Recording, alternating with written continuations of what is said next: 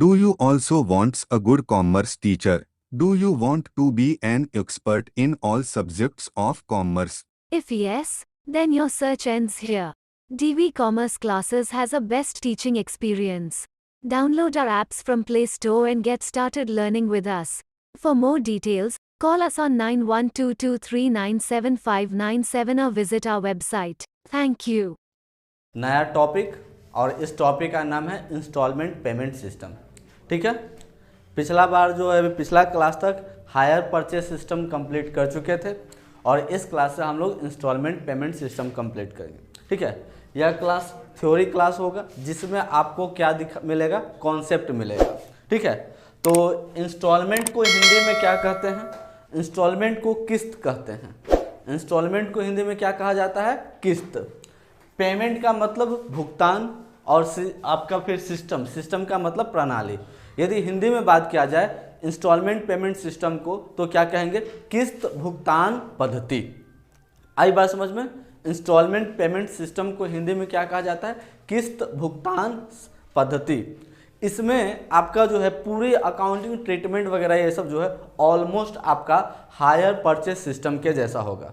जिस तरह से आपने हायर परचेस सिस्टम कंप्लीट किया था, ठीक उसी तरह से आपको जो है इंस्टॉलमेंट पेमेंट सिस्टम कंप्लीट करना होगा।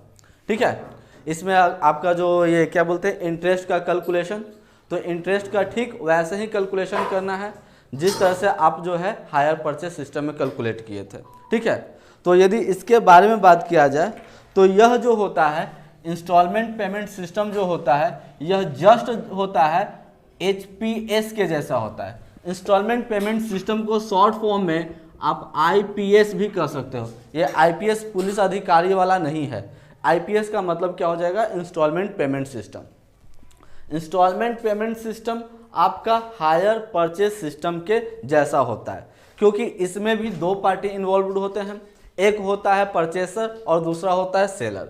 परचेसर गुड्स खरीदता है, सेलर गुड्स को बेचता है। सेलर को वेंडर भी कहा जाता है जो कि आपका हायर परचेस सिस्टम में भी हुआ था। बस हायर परचेस सिस्टम और इंस्टॉलमेंट पेमेंट सिस्टम में थोड़ा सा अंतर होता है, वो थोड़ा सा अंतर को डिस्कस कर लेंगे। लेकिन अभी फिलहाल देखते हैं कि इंस्टॉलमेंट पेमेंट सिस्टम जो होता है हायर परचेस सिस्टम के जैसा होता है। आई बात समझ में? यदि बात किया जाए इंस्टॉलमेंट पेमेंट सिस्टम होता क्या है, कोई पूछे कि ये इंस्टॉलमेंट पेमेंट सिस्टम क्या होता है, तो आप सिंपल जवाब देना, उधार में क्रेडिट में कोई भी सामान को खरीदना या क्रेडिट में कोई भी सामान को बेचना।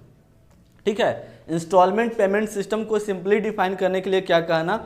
उधार में कोई भी सामान को खरीदना या उधार में कोई भी सामान को बेचना, और जो पेमेंट करना होगा वह एक बार पेमेंट नहीं करना है, उस पेमेंट को थोड़े थोड़े छोटे छोटे हिस्सों में डिवाइड करके पेमेंट करना है। तो यह कहला जाएगा इंस्टॉलमेंट पेमेंट सिस्टम। यानी कि इंस्टॉलमेंट पेमेंट सिस्टम क्या होता है? एक क्रेडिट सेल होता है जहां पर पेमेंट को जो होता है पीरियोडिकली दिया जाता है। आई बात समझ में?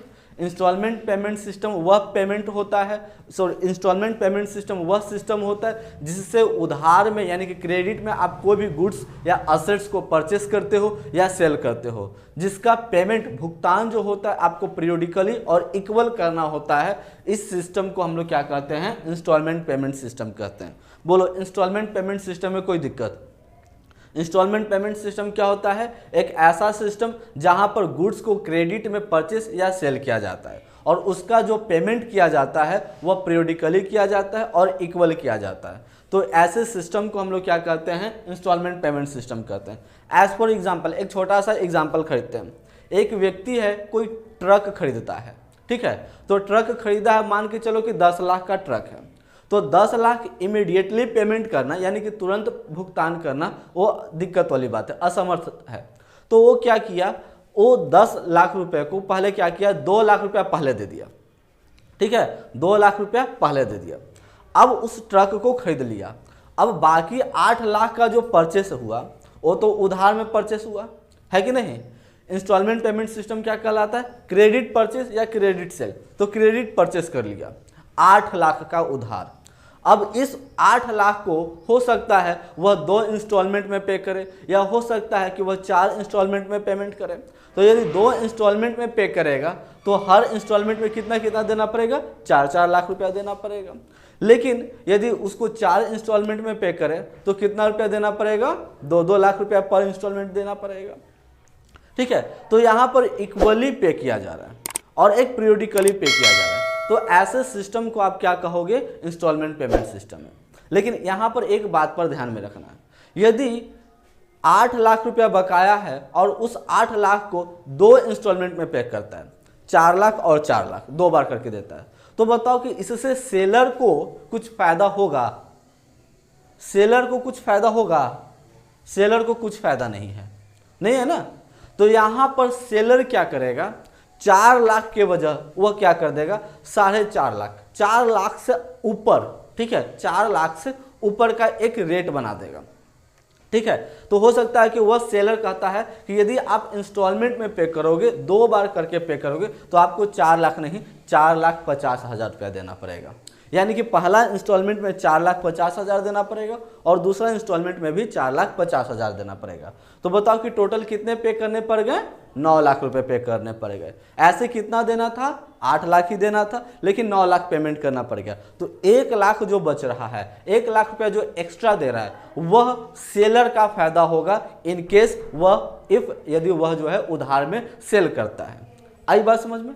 तो इंस्टॉलमेंट पेमेंट सिस्टम एक ऐसा सिस्टम होता है जिसके माध्यम से गुड्स या असेट्स को परचेस या सेल किया जाता है और जिसका पेमेंट जो होता है पीरियोडिकली और इक्वली किया जाता है। इसमें इंटरेस्ट शामिल होता है, जो इंटरेस्ट किसको मिलता है, सेलर को मिलता है। आई बात समझ में। तो अब बोलो, इंस्टॉलमेंट पेमेंट सिस्टम का डिफिनेशन में कोई दिक्कत है? यह इंस्टॉलमेंट पेमेंट सिस्टम क्या होता है? तो यह एक क्रेडिट परचेस या क्रेडिट सेल का एक सिस्टम है जहां पर पेमेंट को जो पीरियोडिकली दिया जाता है। ठीक है, अब इसके बारे में कुछ इसका कैरेक्टरिस्टिक्स देखते हैं। ठीक है, कैरेक्टरिस्टिक्स बोलने का मतलब कि विशेषता। तो इंस्टॉलमेंट पेमेंट सिस्टम का कुछ विशेषता देख लेते हैं। इंस्टॉलमेंट पेमेंट सिस्टम में कुछ बात होता है, कुछ खासियत है इसके बारे में, वो देखते हैं। यदि बात किया जाए तो ये सिंपल है, साधारण है। ठीक है, इंस्टॉलमेंट पेमेंट सिस्टम सिंपल सा क्रेडिट परचेस या क्रेडिट सेल होता है। ये क्या है, सिंपली एक साधारण स्वरूप क्या है, उधार में परचेस या उधार में सेल है। आई बात समझ में। बोलो, इतना में कोई दिक्कत? उधार में परचेस करोगे फिर भी इंस्टॉलमेंट पेमेंट सिस्टम, उधार में बेचोगे, एक का खरीदना दूसरे के लिए बेचना ही कहलाता है, एक का बेचना दूसरे के लिए खरीदना ही कहलाएगा। इसलिए परचेस बोलो या सेल बोलो, आपका वही हो जाएगा। परचेस होगा तो दूसरे के लिए सेल ऑटोमेटिक हो जाएगा, यदि आप सेल बोलते हो तो दूसरे के लिए परचेस ऑटोमेटिक हो जाएगा। तो इंस्टॉलमेंट पेमेंट सिस्टम क्या होता है, क्रेडिट में परचेस या सेल होता है। बोलो, इतना में कोई दिक्कत? अब एक बात पर ध्यान में रखना, जब भी इंस्टॉलमेंट पेमेंट सिस्टम की मदद से, ठीक है, जब भी इंस्टॉलमेंट पेमेंट सिस्टम की मदद से कोई भी गुड्स को परचेस किया जाएगा या कोई भी गुड्स को सेल किया जाएगा। आई बात समझ में। जब भी इंस्टॉलमेंट पेमेंट सिस्टम की मदद से कोई भी गुड्स को परचेस किया जाएगा या कोई भी गुड्स को सेल किया जाएगा, तो वहां पर आपको एक बात पर ध्यान में रखना है। वो क्या ध्यान में आपको रखना है कि दोनों के बीच में, यहाँ पर 2 लोग, कौन 2 लोग हो रहे हैं, एक बायर और दूसरा सेलर। तो बायर और सेलर दोनों के बीच में जो है आपका क्या होगा, एक एग्रीमेंट होगा। दोनों के बीच में क्या होगा, एक एग्रीमेंट होगा। तो आप कह सकते हो कि इंस्टॉलमेंट पेमेंट सिस्टम की मदद से जो है एग्रीमेंट का होना जरूरी है। ठीक है, इंस्टॉलमेंट पेमेंट सिस्टम में क्या होता है, एग्रीमेंट्स का होना जरूरी है। बोलो, कोई दिक्कत? इंस्टॉलमेंट पेमेंट सिस्टम में एग्रीमेंट होता है, किसके किसके बीच में होता है, परचेसर और एक सेलर। ठीक है, तो जिसको आप कह सकते हो एक हायर वेंडर और एक हायर परचेसर, यही 2 लोग होते हैं ना, पार्टी इसमें इन्वॉल्व होते हैं। तो हायर वेंडर और हायर परचेसर के बीच में एग्रीमेंट का होना जरूरी है। अब आगे बढ़ते हैं। अच्छा, ऐसा हो सकता है क्या, मान के चलो कि ये जो 2 इंस्टॉलमेंट देना था, 4,50,000 4,50,000 को साल में 2 बार करके देना था। तो ऐसा हो सकता है क्या कि एक इंस्टॉलमेंट वह दे और एक इंस्टॉलमेंट वह न दे, या दोनों का जो टाइम है, पीरियोडिकली जो टाइम होगा वो जब मन करे तब दे? नहीं हो सकता है। यदि अपना जो टाइम पर पेमेंट करने में असमर्थ रहता है तो वहां पर उसे डिजोनर चार्ज वसूले जाते हैं। आई बात समझ में। इसका मतलब कि इंस्टॉलमेंट पेमेंट सिस्टम में जो पेमेंट किया जाएगा, जो भुगतान किया जाएगा, वो पीरियोडिकली होगा, एक निश्चित अवधि पर होगा। एक पीरियोडिकली टाइम दिया हुआ होगा, 6 महीना के अंत में देना है, साल भर के अंत में देना है, तो उस समय पर उसका भुगतान कर देना होगा। आई बात समझ में। इंस्टॉलमेंट पेमेंट सिस्टम के बारे में अभी हम लोग क्या देखें, पहला क्रेडिट परचेस या क्रेडिट सेल होता है, दूसरा इसमें क्या होता है आपका हायर वेंडर और हायर परचेसर के बीच में एग्रीमेंट होता है, तीसरा इसका जो भुगतान किया जाएगा, पेमेंट किया जाएगा, वो पीरियोडिकली किया जाएगा। फिर आगे बढ़ते हैं तो एक बात पे ध्यान में रखना, हायर परचेस सिस्टम पढ़ाए थे तो कुछ बात बताए थे, याद है कि हायर परचेस सिस्टम में गुड्स यदि परचेसर लेता है तो उसका मालिक नहीं बनता है तब तक जब तक वह लास्ट इंस्टॉलमेंट पे न करे। याद है कुछ? हायर परचेस सिस्टम में हमने एक बात बताया था कि एक कोई भी व्यक्ति जो है किसी भी दूसरे व्यक्ति का असेट्स को खरीदता है तो वह उसका ऑनर नहीं बनता है। जब तक ऑनर नहीं बनता है जब तक वो क्या कर देता है, उस इंस्टॉलमेंट पूरे इंस्टॉलमेंट को पे ना कर दे। जब पूरा इंस्टॉलमेंट पे कर देता है तब ऑनर कहलाता है। उसके पहले वो क्या होता है, एक हायर होता है, एक उधार क्रेता होता है, उधार में किसी का सामान यूज कर रहा होता है ना।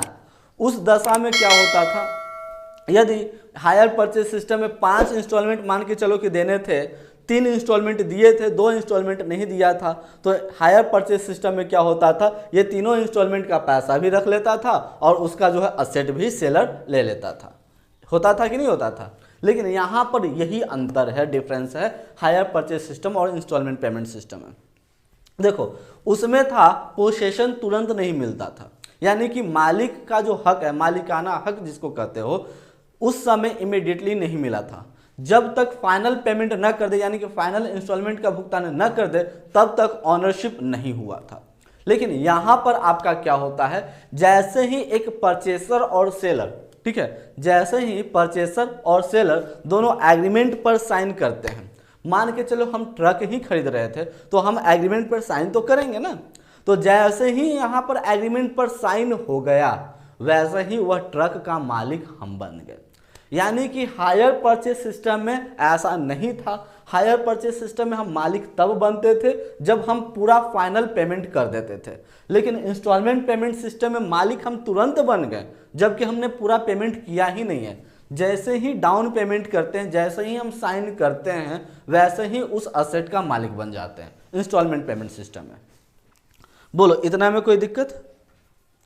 फिर आगे बढ़ते हैं। एक चीज उसमें हमने बताया था कि यदि कोई परचेसर 5 इंस्टॉलमेंट उसको देने थे, 3 इंस्टॉलमेंट दिया, 2 इंस्टॉलमेंट नहीं दिया, तो in that case hire seller क्या कर सकता था, जब्त कर लेता था, असेट्स भी जब्त कर लेता था और साथ ही साथ जो पेमेंट किया हुआ था वो पेमेंट को भी जब्त कर लेता था। लेकिन यहाँ पर क्या होता है, इंस्टॉलमेंट पेमेंट सिस्टम में वह बात नहीं है। यदि मान के चलो कोई भी एक व्यक्ति है, परचेसर है, जो 5 इंस्टॉलमेंट में पे करने थे, 3 इंस्टॉलमेंट पे किया, 2 इंस्टॉलमेंट नहीं भुगतान किया, तो इन दिस सिचुएशन जो उसका सेलर था, यह ट्रक को मान के चलो कि हम ही को ट्रक खरीदे थे, हमने जो है 3 किस्त भरा है, 2 किस्त नहीं भरे हैं, तो इन दिस सिचुएशन ट्रक का जो बेचने वाला विक्रेता था वो मेरा ट्रक वापस नहीं ले सकता है, वो मेरा ट्रक वापस नहीं ले सकता है और ना ही मेरा जितना भी जब्त दिया गया पैसा था उसको जब्त कर सकता है।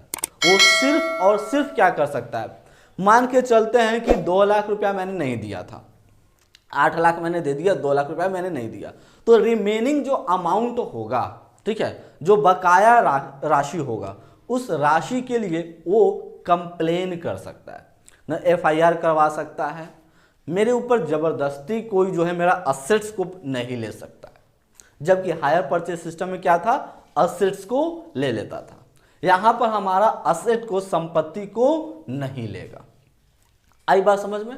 सिर्फ और सिर्फ वो क्या कर सकता है, स्यू कर सकता है, रिमेनिंग अमाउंट को क्लेम कर सकता है, ठीक है, बकाया जो अमाउंट है उसको प्राप्त करने के लिए कंप्लेन कर सकता है सेलर, यदि हम पेमेंट करने से डिफॉल्ट कर जाते हैं। पेमेंट करने से डिफॉल्ट करने का मतलब कि हम भुगतान करने में असमर्थ व्यक्त कर देते हैं। जैसे कि 5 इंस्टॉलमेंट मिले थे, मैं 4 ही इंस्टॉलमेंट, 3 ही इंस्टॉलमेंट दिया, 1 इंस्टॉलमेंट या 2 इंस्टॉलमेंट मैंने नहीं दिया, तो रिमेनिंग इंस्टॉलमेंट के लिए वह कंप्लेन कर सकता है। कोई दिक्कत? अब चलते हैं। यहां पर हमने एक बात बताया था कि मेरे असेट्स को मेरे जो संपत्ति है उसको सीज यानी कि जब्त नहीं कर सकता है। आई बात समझ में? तो कैरेक्टरिस्टिक्स में पहला क्या बताया, या क्रेडिट सेल है, क्रेडिट सेल बोलो या क्रेडिट परचेस है। इसके बाद फिर इसमें क्या बताए थे, इसमें एक एग्रीमेंट होता है ना। एग्रीमेंट किसके किसके बीच में होगा, एग्रीमेंट होगा परचेसर के बीच में और सेलर के बीच में। ओनरशिप तुरंत ट्रांसफर हो जाता है कि नहीं। ओनरशिप जो होता है जिसको मलिकाना हक कहते हैं वो तुरंत शामिल हो जाता है। और इसका जो पेमेंट करना होता है, पेमेंट करना होता है वो कैसे दिया जाता है, पीरियोडिकली दिया जाता है, यानी कि समय समय पर दिया जाता है। एक निश्चित अवधि बना हुआ होता है कि इस टाइम पर पेमेंट करना है, वो टाइम पर पेमेंट करना है, वही टाइम पे आपको पेमेंट करते रहना होता है कि नहीं। इसमें यदि मान के चलते हैं कि असेट्स, यदि जो है परचेसर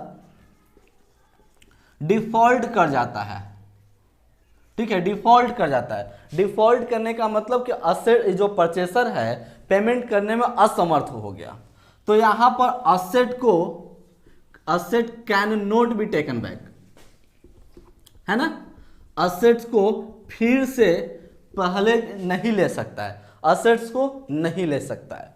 आई बात समझ में?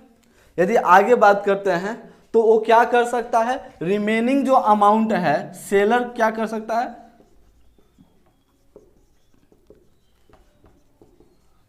रिमेनिंग अमाउंट, है कि नहीं। सेलर जो है सिर्फ रिमेनिंग अमाउंट के लिए क्लेम कर सकता है। बोलो कोई दिक्कत है इतने पॉइंट में? और इसके ज्यादा, इससे अलावा भी और पॉइंट आप लोग खुद से सोच सोच के बना सकते हो। बोलो इतना में कोई दिक्कत नहीं है? अब हम लोग आगे बढ़ते हैं तो एक टॉपिक है हमारा इंस्टॉलमेंट पेमेंट सिस्टम और हायर परचेस सिस्टम में अंतर, ठीक है। यानी कि इंस्टॉलमेंट पेमेंट सिस्टम मैं दो हिस्सों में डिवाइड कर दे रहा हूं, ठीक है। इधर HPS यानी कि हायर परचेस सिस्टम और इधर से IPS यानी कि इंस्टॉलमेंट पेमेंट सिस्टम। और इसका डिफरेंस आप लोग की किताब में भी मिल जाएगा। चलते हैं, पहले आते हैं। यदि नेचर ऑफ कॉन्ट्रैक्ट की बात करें, कॉन्ट्रैक्ट की, तो इसमें कैसा कॉन्ट्रैक्ट होता है। हायर परचेस सिस्टम में बताओ, हायर परचेस सिस्टम में एक एग्रीमेंट बनता है उधार देने का, बनता है कि नहीं। हायर परचेस सिस्टम में क्या बनता है, एक एग्रीमेंट बनता है उधार देने का, और ये एग्रीमेंट उधार तब तक चलता है जब तक परचेसर फाइनल पेमेंट ना कर दे। यहां पर यानी कि एग्रीमेंट जो बनता तो है, लेकिन यह एग्रीमेंट किसका होता है, हायर करने का, यानी कि उधार लेने का। लेकिन यहां पर एग्रीमेंट बनता है तो इसमें इन दोनों के बीच में जो एग्रीमेंट बनता है वो सेल का बनता है ना। सेलर जो एग्रीमेंट बनाता है वो किस चीज का बनाता है, बेचने का, कि हमने बेच दिया। हायर परचेस सिस्टम में क्या बनाता है कि हम उधार दे रहे हैं, ठीक है। और यह उधारी तब तक होगा जब तक परचेसर फाइनल पेमेंट ना कर दे। आई बात समझ में? अब आगे बढ़ते हैं। टाइटल की यदि बात करते हैं, ठीक है, तो टाइटल इसको कब मिलता है, लास्ट पेमेंट के बाद। लास्ट पेमेंट के बाद नहीं समझ में आया तो मान के चलो कि ये मैंने फोन खरीदा हायर परचेस सिस्टम से, ठीक है। तो ये फोन किसका, ये फोन किसका, मेरा कि सेलर का। हायर परचेस सिस्टम के थ्रू चलो, इस फोन का किसका, सेलर का। ये फोन मेरा कब हो जाएगा, जब हम लास्ट पेमेंट करेंगे तब ना ये फोन मेरा हो जाएगा। अभी तक ये फोन किसका है, भले मेरे पास है, मैं यूज कर रहा हूं, चला रहा हूं, लेकिन ये फोन किसके नाम पे कहलाएगा, अभी सेलर के नाम पे कहलाएगा। जब मैं फाइनल पेमेंट कर दूंगा तो ये फोन मेरे नाम पे हो जाएगा, टाइटल मेरे नाम पे आ जाएगा। आई बात समझ में? अब चलते हैं। लेकिन इसमें यदि बात करते हो तो टाइटल जो होता है आपका होता है, परचेसर का होता है कि नहीं। At the time of signing the contract, जैसे ही कॉन्ट्रैक्ट को साइन कर रहे होते हैं, जैसे ही एग्रीमेंट को साइन कर देते हैं कि चलो भाई हम इस असेट्स को खरीद रहे हैं, चलो भाई इस फोन को हम खरीद रहे हैं इंस्टॉलमेंट पेमेंट सिस्टम से, मैंने जैसे ही साइन कर दिया वैसे ही ये फोन अब हो गया मेरा। अब इस फोन को मैं तोड़ूं फोड़ूं बेचूं जो करूं वो इस पे जो है सेलर कोई आपत्ति नहीं दिखा सकता है। लेकिन यदि हायर परचेस सिस्टम के माध्यम से खरीदते होते हैं तो इसका ओनरशिप अभी भी मालिक के सेलर का था, तो इन दैट सिचुएशंस गुस्सा आने पर भी हम इसको नहीं तोड़ सकते थे। मेरे को पैसों की कमी था उसके वजह से भी नहीं बेच सकते थे, है ना, क्योंकि ओनरशिप अभी भी उसके नाम पे था। बोलो इतना में कोई दिक्कत?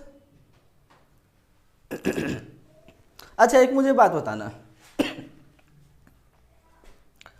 राइट की यदि बात करते हो अधिकार का, तो हायर परचेस सिस्टम में क्या होता था, असेट्स को वापस ले लेने का अधिकार था। यदि कोई ये परचेसर जो है फेल टू पे इंस्टॉलमेंट मनी, था कि नहीं था? यदि कोई परचेसर इंस्टॉलमेंट का भुगतान नहीं करता था तो उस परिस्थिति में हायर परचेस सिस्टम के माध्यम से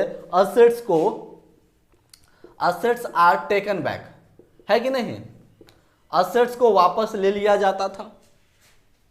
मान के चलो कि यही फोन को मैंने हायर परचेस सिस्टम से खरीदा था और इसका 5 किस्त में मुझे पेमेंट करने थे, मैंने 3 किस्त ही पेमेंट किया, 2 किस्त नहीं पेमेंट किया, तो इन दिस सिचुएशंस मेरे इस फोन का मालिक मेरा फोन को ले सकता था, लेने का अधिकार था। आई बात समझ में?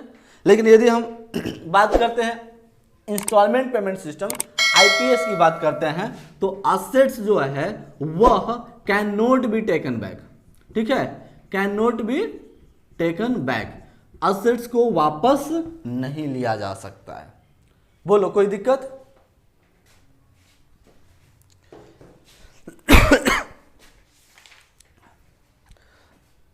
अच्छा एक मुझे बात बताना, अब ये कॉमन चीज है, ये 3 तो मेन इंपॉर्टेंट थे, इसके अलावा अब कॉमन चीज है। मान के चलो खुद सोच के बताना, ये मैंने फोन को परचेस किया हायर परचेस सिस्टम से, ठीक है, अभी मैंने 3 इंस्टॉलमेंट ही पे किया है, 2 इंस्टॉलमेंट मैंने पे नहीं किया। अब गलती से फोन तो यूज कर रहा हूं मैं ही, अब गलती से ये फोन मेरे हाथ से छूट गया और नीचे जा गिरा और ये 2 हिस्सों में डिवाइड हो गया। अब इसको रिपेयर करवाने का खर्चा मेरे को सहना पड़ेगा कि सेलर को सहना पड़ेगा? खुद सोचो, मेरे को सहना पड़ेगा, लेकिन इसका दंड जरूर वो वसूलेगा। परचेज जो सेलर है वो जरूर इसका दंड वसूलेगा, है कि नहीं? मेरे पर इसको तोड़ने का फोड़ने का अधिकार नहीं। रिपेयरिंग जो है मेरे को जो है भले मैं पे करूंगा, बियर करूंगा, लेकिन उसका जो है पेनाल्टी मुझे परचेस सेलर को देना पड़ेगा। लेकिन इंस्टॉलमेंट पेमेंट सिस्टम, ये फ़ोन मेरा, जैसे ही साइन किया वैसे ही ये फ़ोन मेरा हो गया। अब इसको हम तोड़े फोड़े जो करना है वो कर सकते हैं। रिपेयरिंग चार्जेस जो है कोई सेलर बियर नहीं करे, किसी दूसरे के ऊपर, थर्ड पार्टी के ऊपर जो है कोई रेस्पॉन्सिबिलिटी नहीं जाने वाला है। आई बात समझ में? आगे यदि बढ़ते हैं तो बुक्स ऑफ अकाउंट क्या क्या बनाए जाएंगे, ठीक है। तो देखो हायर परचेज सिस्टम में याद करो कौन कौन से अकाउंट बनाते थे, याद है कुछ? क्या क्या? Hire vendor account, hire seller, अरे hire vendor, hire seller, hire purchase, वो तो एक ही कोई पार्टी में बोलो ना, एक ही कोई पार्टी में बोलो। Higher vendor, asset account, depreciation account, interest account, ये सब बनाते थे। क्या? आउटस्टैंडिंग हो तो खैर बहुत डीपली चला गया, लेकिन बेसिकली इतना ही बनाते थे, है ना।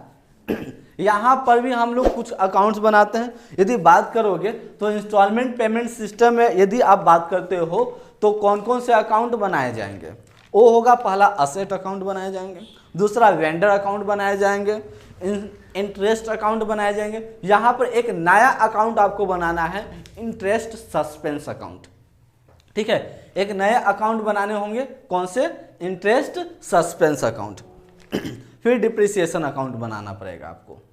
यदि यही बात करते हैं हायर वेंडर यानी कि हायर सेलर की बुक में, तो यहाँ पर भी कुछ अकाउंट बनाने पड़ेंगे, जैसे परचेसर अकाउंट बनाना पड़ेगा, इंटरेस्ट सस्पेंस अकाउंट बनाना पड़ेगा, इंटरेस्ट अकाउंट बनाना पड़ेगा। यानी कि 3 अकाउंट हायर सेलर के बुक में बनाने हैं। और यहाँ पर यदि बात करते हो तो 5 अकाउंट जो होते हैं वह आपका हायर परचेसर के अकाउंट में बनाने पड़ेंगे। हायर परचेसर के बुक में 5 अकाउंट और हायर सेलर के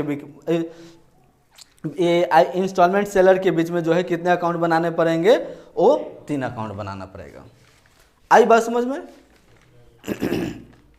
एक बात पर आपको ध्यान में रखना, यहां पर आप अभी तक इसके पहले वाले अकाउंट में जब भी बनाए थे, जर्नल एंट्री पास किए थे, तो सभी जगह हायर वेंडर शब्द का उपयोग करते थे, हायर लगाते थे। चूंकि वो हायर परचेस सिस्टम था, इसी की वजह से हायर लगाते थे। और इंस्टॉलमेंट में मेरे को तुरंत ओनरशिप मिल जा रहा है, तो यहाँ पर हायर ना तो इंस्टॉलमेंट कुछ लगाने की जरूरत नहीं है, सिर्फ और सिर्फ वेंडर का नाम लिखना है, यानी कि हायर शब्द से मुक्ति पा जाओगे। आई बात समझ में?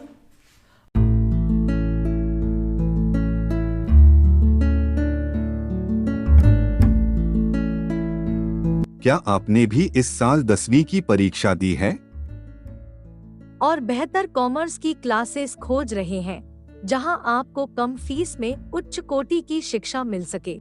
यदि हाँ, तो डीवी कॉमर्स क्लासेस आपके लिए एक सुनहरा अवसर लेकर आया। हमने छात्रों का करियर बनाने में एक इतिहास रचा है। हमारे छात्रों ने अन्य संस्थानों की तुलना में उच्च अंक प्राप्त किए हैं। हाँ, आइए मिलते हैं हमारे कुछ बिहार बोर्ड के उत्तीर्ण विद्यार्थियों से जिन्होंने 2022 की परीक्षा में बेहतर अंक प्राप्त किए हैं। विवेक कुमार गुप्ता ने 454 अंक हासिल कर ब्लॉक स्तर पर इतिहास रच दिया। सौरभ कुमार ने 427 अंक हासिल कर अपने माता पिता को गौरवान्वित महसूस कराया। आलिया अब्दुल ने 399 अंक हासिल किए और अपने माता पिता को गौरवान्वित महसूस कराई। इसी तरह और भी कई छात्र हैं जिन्होंने 300 से अधिक अंक प्राप्त किए हैं और हमें बेहतर बनाने में अपना योगदान दिए हैं। हाँ, यदि आप भी बेहतर अंक प्राप्त करना चाहते हो तो एक बार डेमो क्लास अवश्य करें और फिर निर्णय ले आपको कहाँ पढ़ना चाहिए।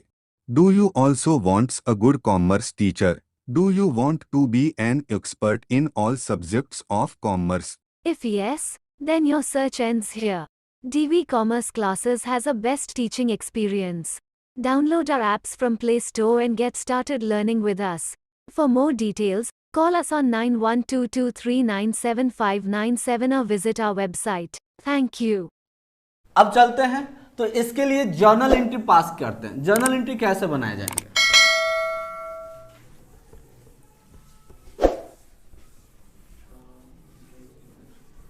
क्या जर्नल एंट्री बनाने के लिए मैं फिर से क्या कर देता हूं, पहले के जैसे इसको 2 हिस्सों में डिवाइड कर देते हैं।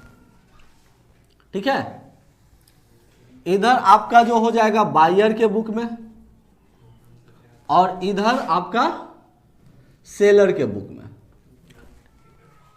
अच्छा, एक मुझे बात बताना, यदि आप कोई भी असेट को परचेस कर रहे हो, ठीक है, चूंकि आपने हायर परचेस सिस्टम पढ़ा है तो आपको कॉन्सेप्ट मालूम है। कोई भी असेट को परचेस कर रहे हो तो सबसे पहले परचेस करने का जर्नल एंट्री पास करते थे, परचेस करने वाला जर्नल एंट्री पास करते थे। बायर जो है परचेस करने वाला जर्नल एंट्री पास करता था, तो सेलर किसके लिए जर्नल एंट्री पास करता था? बेचने वाला जर्नल एंट्री पास करता था। हो जाएगा। दूसरा, उसके बाद फिर किस चीज का एंट्री पास करते थे? डाउन पेमेंट का, डाउन पेमेंट का, है ना।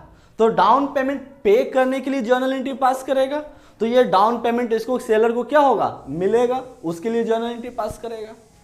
तीसरा, इंस्टॉलमेंट के लिए, तो इंस्टॉलमेंट ड्यू करने के लिए बायर जर्नल एंट्री पास करता था। सिमिलरली इंटरेस्ट ड्यू, इंस्टॉलमेंट को ड्यू करने के लिए सेलर भी जर्नल एंट्री पास करता था। उसके बाद इंटरेस्ट निकालते थे, उसके लिए जर्नल एंट्री पास करते थे, तो इंटरेस्ट के लिए बायर जर्नल एंट्री पास करता है। ठीक उसी तरह से इंटरेस्ट के लिए भी सेलर जर्नल एंट्री पास करता है। उसके बाद फिर क्या एंट्री पास करते थे? डिप्रिसिएशन के लिए डिप्रिसिएशन के लिए एंट्री पास करते थे, है ना। तो डिप्रिसिएशन इसके लिए तो बायर के लिए तो होगा ही, क्योंकि यह जो है असेट्स को खरीद के यूज करेगा, जबकि सेलर असेट बेच दिया तो थोड़ी ही सेलर यूज करने जा रहा है। अब इस फोन का जो जिससे मैंने खरीदा था वो कंपनी थोड़ी मेरे को आ रहा है कि लाओ भाई तुम अपना फोन तो हमको यूज करने के लिए, नहीं। अब इस फोन को हम यूज कर रहे हैं तो इसका डिप्रिसिएशन चार्जेस भी हम ही को देना पड़ेगा, यानी कि डिप्रिसिएशन जो है सिर्फ और सिर्फ बायर पे करेगा, ठीक है, बायर के बुक में चला जाएगा, ठीक है। उसके बाद फिर किसका जर्नल एंट्री पास किया जाता था, डिप्रिसिएशन और इंटरेस्ट को ट्रेडिंग ये जो था किसमें, पीएल अकाउंट में ट्रांसफर करता था। तो यहां पर जो है सेलर क्या करेगा, सिर्फ इंटरेस्ट को पीएल में ट्रांसफर करेगा, सिर्फ इंटरेस्ट को पीएल में ट्रांसफर करेगा, और उसके बाद फिर इसका काम खत्म हो जाता था इसका काम खत्म हो जाता था। लेकिन यहां पर उसके जगह पे इसका एक सेलर का एक और काम बढ़ जाएगा, चूंकि वो सेल किया है ना, सेल किया है, और एक सेलर कौन है, बिजनेसमैन है, और बिजनेसमैन जनरली जो है ट्रेडिंग अकाउंट, पीएल अकाउंट और बैलेंस शीट बनाता है कि नहीं। तो अब बताओ ट्रेडिंग अकाउंट में सेल्स जाता है, जाता है, कौन साइड जाता है, क्रेडिट साइड जाता है। तो यानी कि सेल्स को ट्रेडिंग अकाउंट में ट्रांसफर करेगा सेलर, यानी कि इतने जर्नल एंट्री बनाने होंगे। तो चलते हैं सबसे पहला जर्नल एंट्री से। सबसे पहला जर्नल एंट्री किस चीज का है, परचेस करने के लिए। बायर क्या करेगा, परचेस करेगा, है ना, और उसकी जगह पर सेलर क्या करेगा, सेल करेगा, बेचेगा। परचेस करेगा तो क्या जर्नल एंट्री पास किया जाएगा, देखो थोड़ा सा यहां पर जर्नल एंट्री चेंज हो जाएगा। परचेस करेगा तो क्या जर्नल एंट्री बनेगा, पहले असेट अकाउंट डेबिट लिखते थे, पहले क्या लिखते थे, asset account debit to hire vendor पहले लिखते थे, है कि नहीं, इंटरेस्ट भी लिखते थे। यहां पर आपका चला जाएगा इंटरेस्ट सस्पेंस, ठीक है, यहां पर क्या हो जाएगा, इंटरेस्ट सस्पेंस हो जाएगा टू वेंडर अकाउंट। आई बात समझ में। देखो एक पार्टी का जर्नल एंट्री याद रहेगा तो दूसरे पार्टी का जर्नल एंट्री ऑटोमेटिक याद हो जाएगा। यदि परचेस करोगे तो परचेसर के बुक में जर्नल एंट्री पास किया जाएगा, asset account debit, interest suspense account debit to vendor account, ठीक है। जब भी परचेस किया जाएगा तो परचेसर के बुक में क्या जर्नल एंट्री पास करना है, असेट अकाउंट, ट्रक खरीदते हैं तो ट्रक अकाउंट, जीप खरीदेंगे जीप अकाउंट, है ना, मोटरसाइकिल खरीदेंगे तो motorcycle account debit, interest suspense account debit to vendor account. अब इसी का एक पार्टी का जर्नल एंट्री याद होता है तो दूसरा का पार्टी का यही जर्नल एंट्री को ठीक पलट दो। जैसे कि डेबिट वाला जो है वो चला जाएगा क्रेडिट में, जो क्रेडिट वाला है वो चला जाएगा डेबिट में। तो बताओ इसका क्रेडिट में कौन है, ये जर्नल एंट्री के क्रेडिट साइड कौन है, वेंडर अकाउंट। वेंडर का उल्टा क्या कहलाता है, परचेसर कहलाता है। तो इसके बुक में क्या जर्नल एंट्री बन जाएगा, परचेसर अकाउंट हो जाएगा डेबिट। इसके बुक में क्या जर्नल एंट्री हो जाएगा, परचेसर अकाउंट हो जाएगा डेबिट टू। अच्छा अब यहां पर असेट था ना, तो असेट को तो असेट ही लिखेंगे, है ना, to asset account, to asset account to interest suspense account, ये वाला भी चला जाएगा, इंटरेस्ट सस्पेंस अकाउंट। अच्छा एक मुझे जरा सोच के बात बताना, मान के चलते हैं एक ट्रक खरीदा गया था 50,000 में, ठीक है, एक ट्रक खरीदा गया था 50,000 में, जिसका कैश प्राइस है, मैं बता रहा हूं, कैश प्राइस है 50,000 रुपया। यदि इंस्टॉलमेंट पेमेंट सिस्टम या हायर परचेस सिस्टम से यदि उसको खरीदते हैं तो मान के चलते हैं कि हमने 20,000 रुपया डाउन पेमेंट दिया, ठीक है, 20,000 रुपया डाउन पेमेंट दिया, बाकी कितने रुपए बच गए, 30,000 रुपये बच गए। लेकिन मुझे जो है तुरंत इमीडिएट यदि हमको इंस्टॉलमेंट में पे करेंगे तो ऑब्वियसली उस पर इंटरेस्ट भी शामिल होगा, है ना। तो हमारे पास जो है 20,000 रुपया का इंस्टॉलमेंट मेरे को बंध गया, 2 इंस्टॉलमेंट देना है, तो 20,000 गुना 2 कितना हो जाएगा, 40,000 रुपये मुझे देने हैं, 40,000 रुपये मुझे देने हैं और 20,000 रुपये मैं इमीडिएटली पे किया था, तो यानी कि टोटल मुझे कितने रुपए पे करने पड़ गए, 60,000 रुपये पेमेंट करने पड़ गए। लेकिन उस असेट का दाम कितना था 50,000, मेरे को पे कितना करना है 60,000, एक्स्ट्रा कितना देना पड़ा 10,000। ये 10,000 मेरा क्या कहलाएगा, इंटरेस्ट कहलाएगा। तो इंटरेस्ट सस्पेंस में वही लिखा जाएगा। असेट में मेरे को 50,000 का था तो 50,000 रुपया लिखा जाएगा, 10,000 रुपया जो मेरा इंटरेस्ट शामिल हुआ उस इंटरेस्ट को लिखा जाएगा, और 50 और 10 60,000 रुपया वेंडर में लिखा जाएगा। ठीक उसी तरह से इधर यदि हम बात करते हैं तो परचेसर के सामने हम अभी नहीं लिखेंगे। असेट मेरे को था 50,000 रुपये का, जिसपे 10,000 रुपये मेरे एक्स्ट्रा मुझे देना पड़ गया, वो 10,000 रुपये इंटरेस्ट में चला जाएगा। 50,000 और 10,000 60,000 रुपया जो है परचेसर के बुक में लिखा जाएगा। पहला जर्नल एंट्री। बोलो इसमें कोई दिक्कत? अब आगे बढ़ते हैं दूसरा जर्नल एंट्री। दूसरा जर्नल एंट्री में हम लोग को क्या करना था? दूसरा जर्नल एंट्री में हम लोग डाउन पेमेंट का जर्नल एंट्री करते थे। डाउन पेमेंट वाला ना, तो अब बताना जरा मुझे, डाउन पेमेंट को ये बायर देगा कि बायर को मिलेगा? देगा। अच्छा, सेलर जो है डाउन पेमेंट को लेगा या डाउन पेमेंट को ये देगा? लेगा, रिसीव करेगा, है ना। ये हमेशा ध्यान में रखना कि सेलर जो है वो डाउन पेमेंट को रिसीव करेगा, जबकि बायर जो है डाउन पेमेंट को पे करेगा। आई बात समझ में? अब चलते हैं। तो जब पेमेंट कर रहा है तो इसके लिए क्या जर्नल एंट्री बनेगा? ये डाउन पेमेंट किसको देगा? बायर, वेंडर को ना। वेंडर इज ए रिसीवर, और रिसीवर को डेबिट किया जाता है पर्सनल अकाउंट के थ्रू, है ना। तो वेंडर अकाउंट डेबिट टू। अब ये पेमेंट कैसे कर सकता है? या तो कैश के रूप में दे, या तो फिर बैंक के रूप में दे, है ना।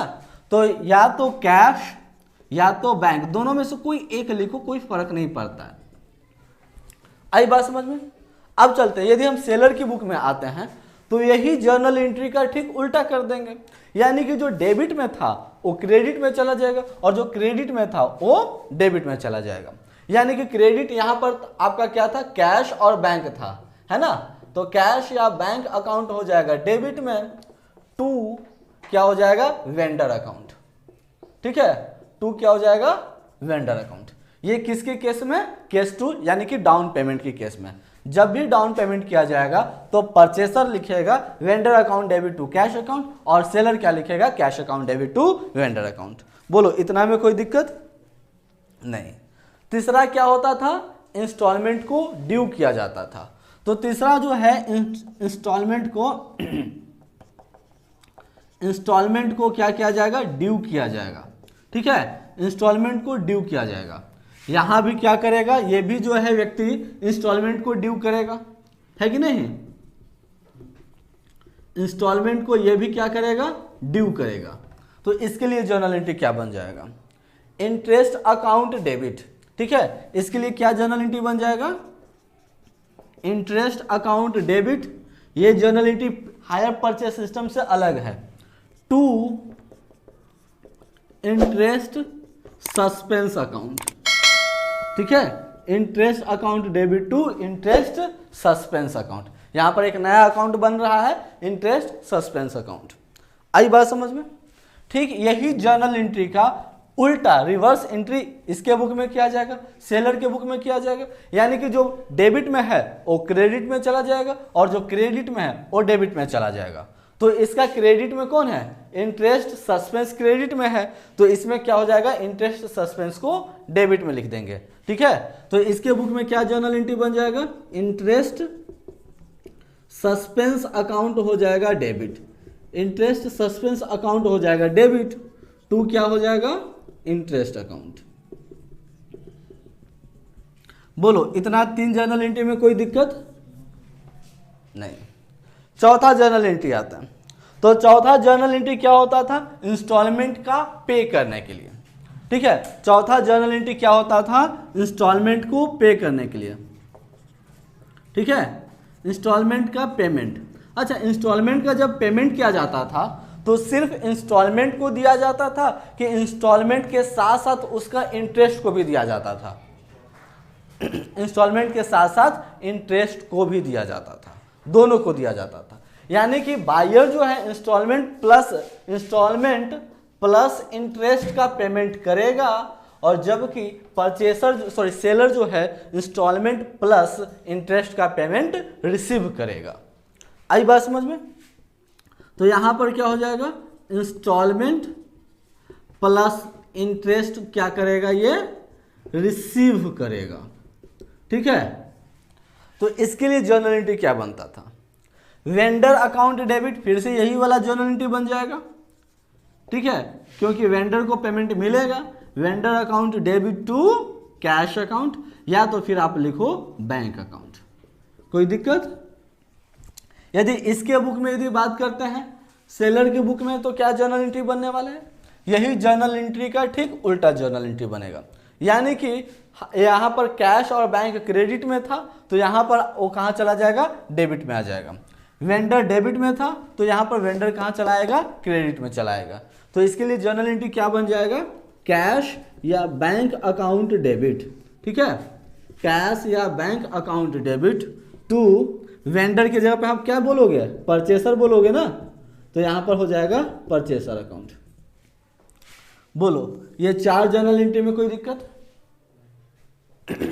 5वां जर्नल एंट्री किस चीज का होता था, डिप्रिसिएशन का, है ना, डिप्रिसिएशन का।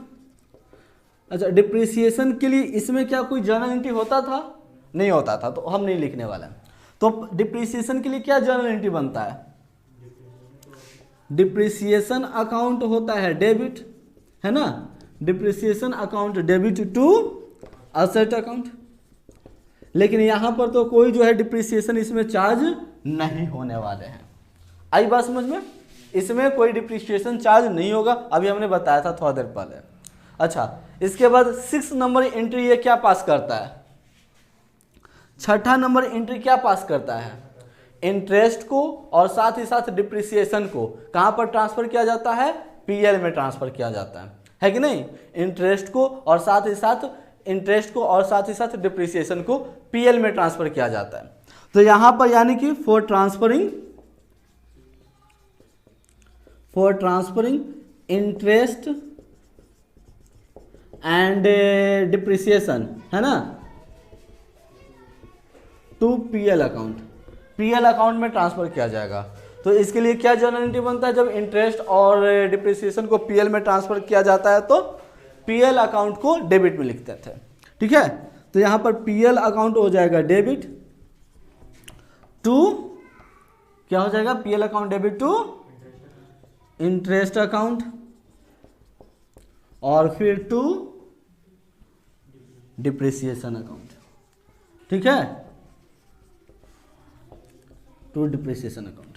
इतने 6 जर्नल एंट्री जो है आपको बायर के बुक में बनाने होंगे। ठीक है, इसके बाद फिर हम आते हैं, यदि सेलर के बुक में आओ, तो सेलर के बुक में ये चौथा था।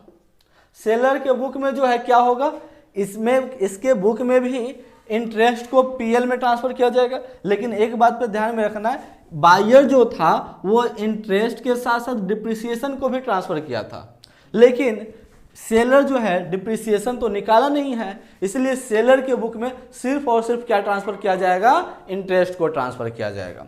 यानी कि यहां पर जर्नल एंट्री क्या लिखेंगे, फॉर ट्रांसफरिंग इंटरेस्ट, है ना, interest to PL account, interest को ही सिर्फ पीएल में ट्रांसफर किया जाएगा।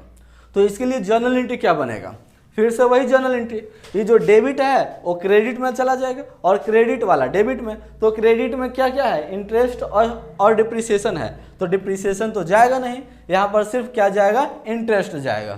तो जर्नल एंट्री क्या बन जाएगा, इंटरेस्ट अकाउंट हो जाएगा डेबिट, इंटरेस्ट अकाउंट हो जाएगा डेबिट टू क्या हो जाएगा, पीएल अकाउंट। ठीक है, interest account debit to PL account. ये किसके लिए हो जाएगा, ये जो है आपका इसके लिए हो जाएगा, क्या बोलते हैं, ये इंटरेस्ट को पीएल में ट्रांसफर करने के लिए। उसके बाद फिर 6ठा जर्नल एंट्री में मैंने बताया था कि यहाँ पर सेलर को एक और काम करना होता है, चूंकि उसको जो है बैलेंस शीट एक फाइनल अकाउंट बनाना होता है उसमें, और फाइनल अकाउंट में ट्रेडिंग अकाउंट, पीएल अकाउंट और बैलेंस शीट ये तीनों होता है। और सेल जो है किया है वो ट्रेडिंग का हिस्सा है, इसलिए वो क्या करना होता है, उसको सेल को जो है ट्रेडिंग अकाउंट में ट्रांसफर करना होता है ना। तो छठा जर्नल एंट्री क्या किया जाएगा, फॉर ट्रांसफरिंग, ठीक है, for transferring sale into trading account. Sale को क्या करेगा, ट्रेडिंग अकाउंट में ट्रांसफर कर देगा। सेल को ट्रेडिंग अकाउंट में जब ट्रांसफर करेगा तो इसके लिए क्या जर्नल एंट्री बन जाएगा, सेल्स अकाउंट डेबिट, ध्यान से सुन लेना, sales account debit to trading account. ये वाला जर्नल एंट्री शायद आप लोग जो है हायर परचेस में नहीं किए होंगे, ठीक है। यहाँ पर आपको करना पड़ेगा क्योंकि यहाँ पर तुरंत जैसे ही सेल किया है वैसे ही ऑनरशिप जो है वो ट्रांसफर हो गया, ठीक है। तो यहाँ पर एक नया जर्नल एंट्री आपको मिल जाते हैं, क्या, for transferring sale into trading account. Seller के बुक में सेलर को क्या करना होता है, जो सेल्स करता है उसको पीएल, उसको जो है ये ट्रेडिंग अकाउंट में ट्रांसफर करना होता है, जिसके लिए जर्नल एंट्री क्या बन जाएगा, sales account debit to trading account. बोलो इतना में कोई दिक्कत। अब यदि बात करते हो तो बायर के बुक में कौन कौन से जर्नल एंट्री को बार बार रिपीट करना होता है, अब खुद सोच के बताओ कौन कौन से जर्नल एंट्री को रिपीट करना पड़ेगा। दो नहीं, डाउन पेमेंट बार बार थोड़ी मिलेगा, दो नहीं, इंस्टॉलमेंट हर साल ड्यू करना पड़ेगा, इंस्टॉलमेंट का पेमेंट, उसके बाद डिप्रिसिएशन, उसके बाद ट्रांसफर करने वाला, यानी कि एंट्री नंबर 3, 4, 5 और 6, ये 4 जर्नल एंट्री आपको क्या करना पड़ेगा, हर साल रिपीट करना पड़ेगा जितने इंस्टॉलमेंट दिए जाएंगे। आई बात समझ में। अब यदि हम बात करते हैं सेलर की बुक में तो कौन कौन से जर्नल एंट्री को फिर से पास किया जाएगा, दोबारा पास किया जाएगा, तो यहाँ से इंस्टॉलमेंट वाला ये पास किया जाएगा, 3 पेमेंट करने वाला और ये है ना, 3, 4 और 5, यानी कि 3 जर्नल एंट्री, 3, 4, 5, ठीक है, 3, 4, 5 ये और ये जर्नल एंट्री जो है बार बार रिपीट करने पड़ेंगे जब तक इंस्टॉलमेंट पेमेंट ना हो जाए, पूरा इंस्टॉलमेंट पेमेंट ना हो जाए, ठीक। उसी तरह से यहाँ से 2, 3, 4 और 5 जो है, 2, 3, 4, 5 और 6 जो है आपको, 2 नहीं माफ करना, 3, 4, 5, 6 जो है ये जर्नल एंट्री को आपको पास करना पड़ेगा जब आपका क्या हो जाएगा, फाइनल इंस्टॉलमेंट का पेमेंट ना हो जाए। बोलो इतना में कोई दिक्कत। अब यहां पर कुछ बात हम लोग को ध्यान में रखते हैं, इंटरेस्ट सस्पेंस अकाउंट जो है, ठीक है, देखो बायर जो है वो क्या कर रहा है, इंटरेस्ट सस्पेंस को पे कर, इंटरेस्ट दे रहा है ना, बायर इंटरेस्ट दे रहा है तो उस इंटरेस्ट पर बायर का हक होगा, चलो भाई हमने दिया है ना, हक है। तो ठीक उसी की वजह से इंटरेस्ट सस्पेंस अकाउंट असेट माना जाता है बायर के लिए इंटरेस्ट सस्पेंस अकाउंट क्या है, असेट है। इसलिए यदि बायर अपना फाइनल अकाउंट बनाएगा तो बैलेंस शीट के असेट साइड में इंटरेस्ट सस्पेंस को लिखेगा। ये एक बात ध्यान में रखना, 1 नंबर के सवाल में पूछ सकता है, इंटरेस्ट सस्पेंस बायर के लिए असेट होता है, इसीलिए उसको जब बैलेंस शीट बनाएगा तो इस इंटरेस्ट सस्पेंस को क्या करेगा, बैलेंस शीट के असेट साइड दिखा देगा। देखो 2 जगह है ना, तो टोटल आपका जो होगा इंटरेस्ट सस्पेंस होंगे उसे बैलेंस शीट के असेट साइड दिखा दिए जाएंगे। लेकिन यदि बात करते हो इसके लिए यदि असेट है तो सेलर के लिए वो क्या बन जाएगा, लायबिलिटी बन जाएगा, है ना, क्योंकि ठीक इसका उल्टा यहाँ पर चलता है। तो यदि परचेसर के लिए इंटरेस्ट सस्पेंस असेट है तो असेट का उल्टा होता है लायबिलिटी, तो ठीक उसी तरह से क्या हो जाएगा, इंटरेस्ट सस्पेंस अकाउंट सेलर के लिए लायबिलिटी बन जाएगा। तो सेलर उसको कहां पर दिखाएगा, सेलर जो है उसे अपना बैलेंस शीट के लायबिलिटी साइड में दिखा देगा। आई बात समझ में। अब चलते हैं, इसके बाद फिर एक छोटा सा और बात पे ध्यान में रखना कि आपको परचेसर के बुक में कौन कौन से जर्नल एंट्री के बाद लेजर, कौन कौन से लेजर बनाने, यानी कि किसका किसका अकाउंट बनाना होगा, ठीक है। परचेसर के बुक में किसका किसका अकाउंट बनाना होगा, तो परचेसर के बुक में आपको जो है असेट का अकाउंट बनाना पड़ेगा, ध्यान से सुन लेना, असेट का अकाउंट बना लेना पड़ेगा, वेंडर का अकाउंट बनाना पड़ेगा, इंटरेस्ट का अकाउंट बनाना पड़ेगा, इंटरेस्ट सस्पेंस अकाउंट बनाना पड़ेगा, डिप्रिसिएशन अकाउंट बनाना पड़ेगा। ये 5 अकाउंट बनाने पड़ेंगे आपको, कब, ए बायर के बुक में, यानी कि परचेसर के बुक में। लेकिन कभी कभी आपका सवाल कहता है open necessary account, open necessary account, तो अब नेसेसरी कौन कौन से अकाउंट को खोलने हैं? तो यहां पर आपको जो है एसेट अकाउंट, यदि कहेगा ओपन नेसेसरी अकाउंट, तो यदि कहेगा ओपन ऑल अकाउंट तो ये 5 अकाउंट खोलने हैं। यदि आपको जो है सिर्फ कहता है नेसेसरी अकाउंट, तो नेसेसरी अकाउंट क्या हो जाएगा आपका? एसेट अकाउंट हो जाएगा, वेंडर अकाउंट हो जाएगा, इंटरेस्ट अकाउंट हो जाएगा। ठीक है, ये 3 अकाउंट जो है आपका इंपॉर्टेंट हो जाएगा। जब कहे नेसेसरी अकाउंट खोलने के लिए तो एसेट, वेंडर और इंटरेस्ट अकाउंट, ये 3 अकाउंट आपको खोलने होंगे। अकाउंट खोलने का मतलब क्या होता है? ये जो जर्नल एंट्री है, इसी जर्नल एंट्री से लेजर में पोस्टिंग कर देना। ठीक है, जर्नल से लेजर में पोस्टिंग कर देना क्या कहला जाएगा? अकाउंट कहला जाएगा, अकाउंट खोलना। ठीक उसी तरह से यदि हम बात करते हैं सेलर के बुक में, तो सेलर के बुक में कौन कौन से अकाउंट बनाने होंगे? तो सेलर के बुक में परचेसर का अकाउंट बनाना पड़ेगा, इंटरेस्ट सस्पेंस का अकाउंट बनाना पड़ेगा और इंटरेस्ट का अकाउंट बनाना पड़ेगा। आई बात समझ में? इंटरेस्ट का अकाउंट बनाना पड़ेगा।